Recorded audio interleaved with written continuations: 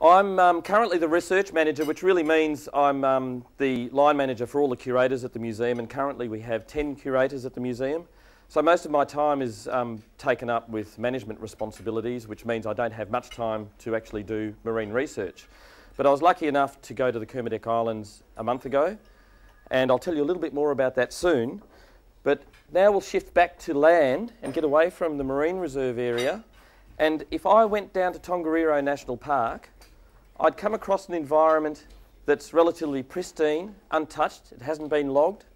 It's been managed to reduce impacts of people on that environment. So that's what a national park is. And people can enjoy it as long as they don't do anything extractive. Can you all hear me back there, by the way? Yep, okay, yep. I know, I realise now I'm not mic'd up, so I have to talk up very loudly. And there's a high level of management to reduce impact of people and things like predators and pests, and it allows some activities there that don't damage the environment. So that's a terrestrial national park. Now we'll segue into the Hauraki Gulf Marine Park, which is just on our doorstep. It's also a park, and if you hear the term marine park, you think, well, it's got the same level of protection and non-extractive use as somewhere like a national park. But that couldn't be anything further from the truth. In fact, marine parks in general are multi-use areas. They allow extractive exploitation, activities like dredging, fishing, high levels of boat traffic, development on the shores are all allowed within a marine park. And the marine park is really a network or a management network of activities around that area. And generally, within New Zealand at least, marine parks have few areas that are protected from human impact in general. And by human impact, I'm not just saying about talking about the activities that we might do in the water or on the shore, but it's all the activities around the catchment that feed into the marine park. So in the Hauraki Gulf Marine Park, we have areas, say, in the Firth of Thames, where there used to be huge mussel beds, and they supported huge commercial fisheries for many years. This is in the mid-20th century, that are now totally denuded, probably due to the high levels of nutrient exposure that Firth of Thames now gets from the farming activities upstream. And that the mangroves at the base of the Firth of Thames are advancing, and the mudflats advancing at about 8 metres a year, which is a phenomenal rate, due to the sedimentation caused by the catchment upstream, or at least of the catchment of the Firth of Thames area. So you see, even though we have a marine park in the Hauraki Gulf, it has a huge diversity of activities around it, both on land and in the water.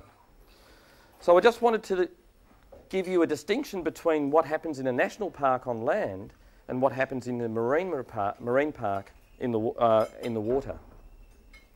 And this is something to do with at least human perceptions of the difference between activities on land and in the sea. And it goes back historically where the seas were seen as a dumping ground and limitless in their productivity, and they could support people, and people could just dump in it for eternity and nothing would ever result from that. Now we'll move to the Cape Rodney Okakari Marine Reserve, better known as Goat Island Marine Reserve. Many of you will have been there or have taken families there for a really wonderful experience where you can actually witness fish, communities, and a fairly pristine, relatively untouched environment, and get close to large fish. And that's thanks to a lot of lobbying back in the 1970s. And I see Bill's here, so that's good to see. And people like Bill were quite instrumental in that being developed. It was the first marine reserve in New Zealand. And now notice that I've used a different term here, a marine reserve, not a marine park.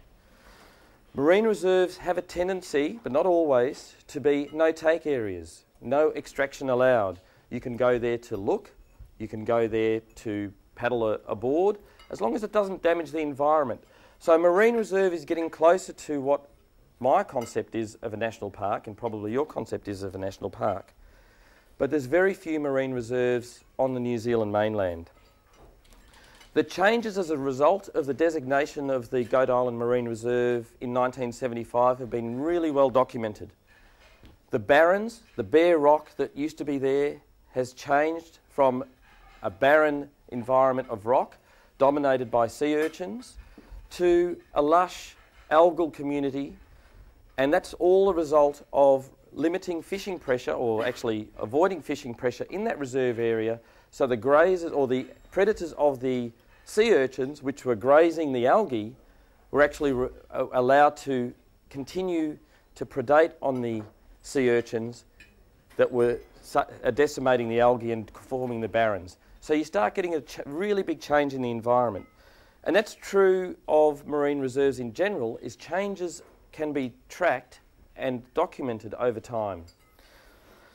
The scientific evidence of marine reserves is very strong, and the benefits of marine reserves is very strong. I'm a fish biologist. My background is actually in fish, and in larval fish in particular, and the migration of larval fish from one area to another. Fish diversity increases, abundance of particular species increases, and size of those species increases. So marine reserves have a very powerful influence on the changes that you might observe in that environment. There's major habitat shifts. I've just talked about snapper, them predating on sea urchins. Those habitat shifts are very obvious as well, and they're very well documented. And the other benefit of marine reserves, although it's very hard to actually prove it, is the overflow of the eggs and larvae out of the marine reserve into the adjacent environment. What is well known is that larger female fish, which can actually persist in marine reserves, produce more eggs, healthier eggs, which has a consequence for survival of juveniles, which then has survival of adults and their productivity in the future. So there's no doubt that marine reserves are very effective means of maintaining marine populations. Now we move to the Kermadec Islands, or New Zealand's largest marine reserve at some 750 square kilometres. What it is a series of islands over a couple of 100 kilometres where they have a 12 nautical mile marine reserve designation. And even anchoring in that area requires a permit. And I'll just pause now. And any waste disposal in the area from the ships that anchor there is not allowed. So all waste needs to be removed.